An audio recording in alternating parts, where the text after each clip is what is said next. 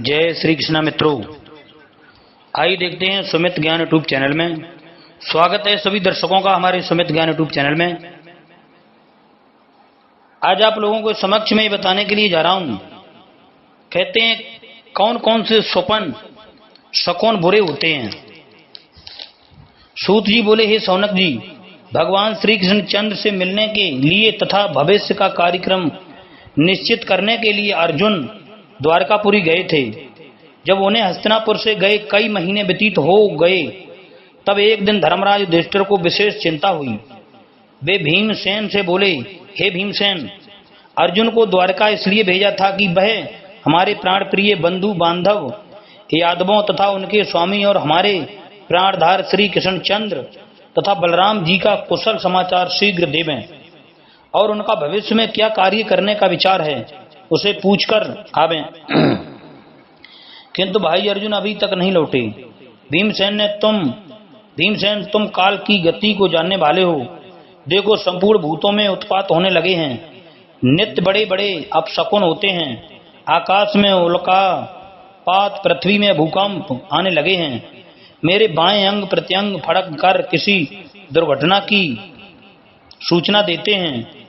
वह सामने स्यारिन सूर्यदेव के सम्मुख मुंह करके चिल्ला रही है और उसके मुंह से अग्नि निकल रही है।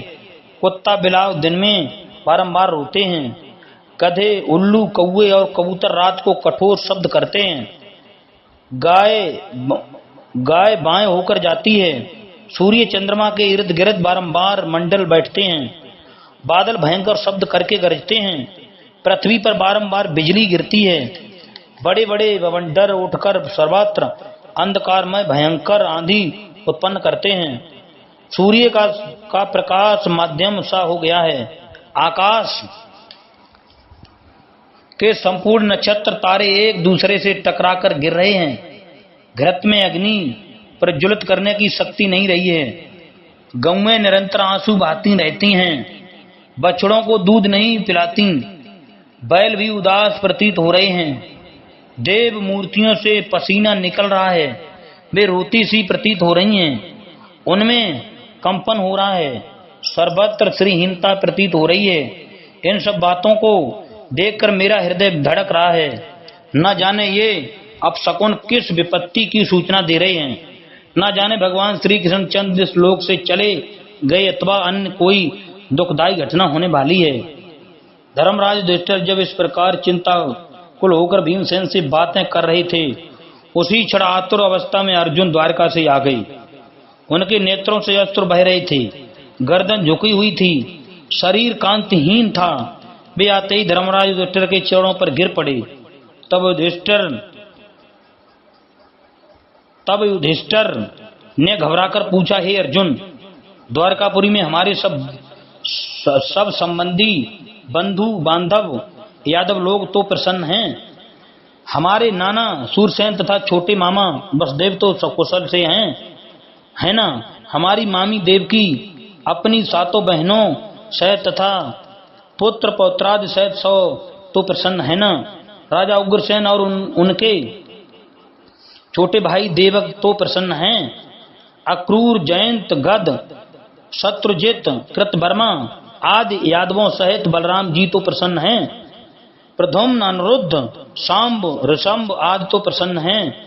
हमारे स्वामी भगवान श्री कृष्ण चंद्र, उद्धव आदि अपने सेवकों सहित तो प्रसन्न हैं। वे अपनी सुधर्मा सभा में नित्य आते हैं। सत्यभामा, रुक्मिणी, जामवंती आदि 16 सहित 108 पटरानियां तो नित्य उनकी सेवा में लीन रहती हैं। हे भाई अर्जुन, तुम कुशल पूर्वक वहां रहे थे। तुम्हारी कांति क्षीण क्यों हो रही है? वहां किसी ने अनादर तो नहीं किया? तुमसे किसी ने अपशब्द तो नहीं कहे? तुमने किसी को कुछ देने की प्रतिज्ञा की और वह पूरी ना हुई हो, ऐसा तो नहीं हुआ? तुमने अपने सड़ा गति को सड़ देने में असमर्थता प्रकट तो नहीं की और उसे सड़ ना दी हो, ऐसा हो तो नहीं है? किसी ब्राह्मण बालक, गौ, रोगी, वृद्ध, असहाय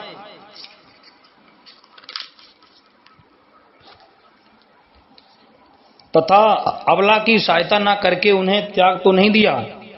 तुमने किसी अगम्य स्त्री के साथ गमन तो नहीं किया है, गुरु पत्नी अथवा अन्य युवती के साथ समागम तो नहीं किया है, कहीं किसी ने युद्ध में तुम्हें पराजित तो नहीं कर दिया है, बालक और वृद्धों को त्याग कर तुमने अकेले ही भोजन तो नहीं कर लिया है। मुझे आशा है कि तुमने ऐसा कोई अनुचित कार्य ना हुआ होगा, किंतु हमारे परम प्रिय मित्र भगवान श्री कृष्ण से तुम्हें अवश्य वियोग हो गया है, इसी कारण तुम्हें मानसिक वेदना है और तुम श्रीहीन हो रहे हो।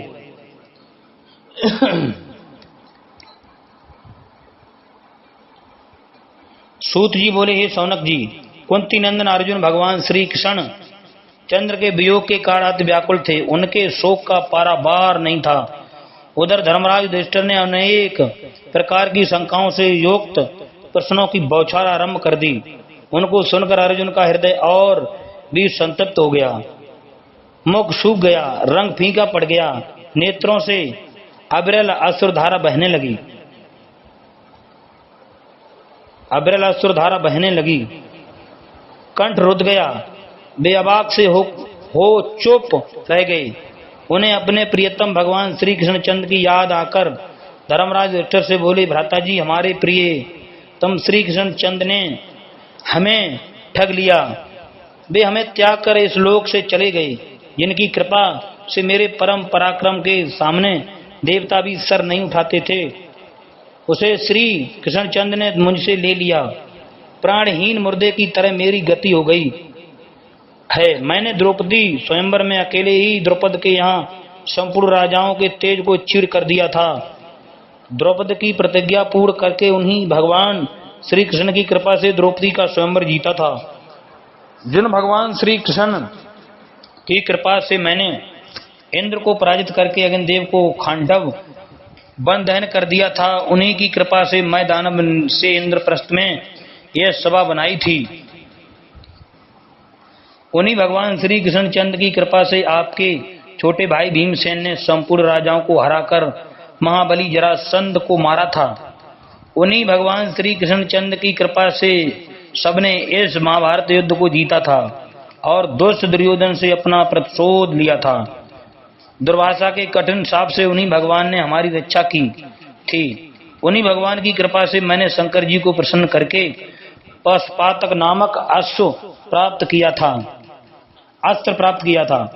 उन्हीं श्री कृष्ण चंद्र की कृपा से मैं शरीर स्वर्ग लोक में जाकर देवराज इंद्र के बराबर आदि आसन पर बैठा था। उन्हीं भगवान की कृपा से मैंने यह गांडीव धनुष धारण करके निवात कवच दैत्यों का संहार किया था। जिनकी कृपा से आपने अनेकों राजसु यज्ञ किए हैं, वे ही भगवान श्री कृष्ण चंद्र आज हमको असहाय अवस्था में त्याग कर अपने सुधाम चले गए। हे महाराज, दुष्ट कौरवों को की अपार सेना जो उमड़े हुए समुद्र के समान अगम्य थी, जिसमें भीष्म द्रोण आदि बड़े बड़े मगरमच्छों के समान थे, मैंने उस तुस्तर महासागर को उनके चरणों की कृपा से अकेले ही पार कर दिया था। हे भ्राता जी, आपको स्मरण होगा, विराट नगर में जब सब कौरवों ने विराट की गऊएं छीनी थी, तो मैंने अकेले ही भगवान श्री कृष्ण चंद्र की कृपा से भीष्म द्रोण कर्ण आदि सभी कौरवों महारथियों के वस्त्र आभूषणों को छीन लिया था। हे भ्राता जी, इस महाभारत में द्रोण, भीष्म, कर्ण, अश्वत्थामा, जयद्रथ, शल्य, व्याहिक, सुशर्मा आदि महान वीरों को उन्हीं की कृपा से मैंने परास्त किया था। उन्होंने मेरे आगे चलकर कौरवों सेना की आयु छीड़ कर दी थी। जयद्रथ बद्ध प्रतिज्ञा को मैंने उन्हीं की कृपा से पूर्ण किया था। मैं बड़ा मूर्ख था, मैंने उन्हें अपना सारथी बनाया। युद्ध क्षेत्र में जब घोड़े थक जाते थे, तब मैं रथ से उतरकर पृथ्वी पर खड़ा हो जाता था और श्री कृष्ण चंद्र अपने कर कमलों से घोड़ों को मलते थे। अरे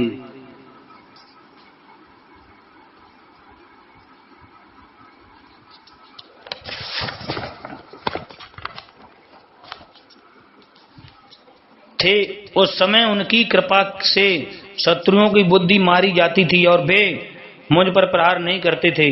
वे अपनी मधुर वाणी से मुझे अर्जुन, पार्थ, सखा, कुरुनंदन आदि ऐसे शब्दों से पुकारते थे। उन्होंने मुझे गीता का ज्ञान देकर मेरे अज्ञान को नष्ट कर दिया।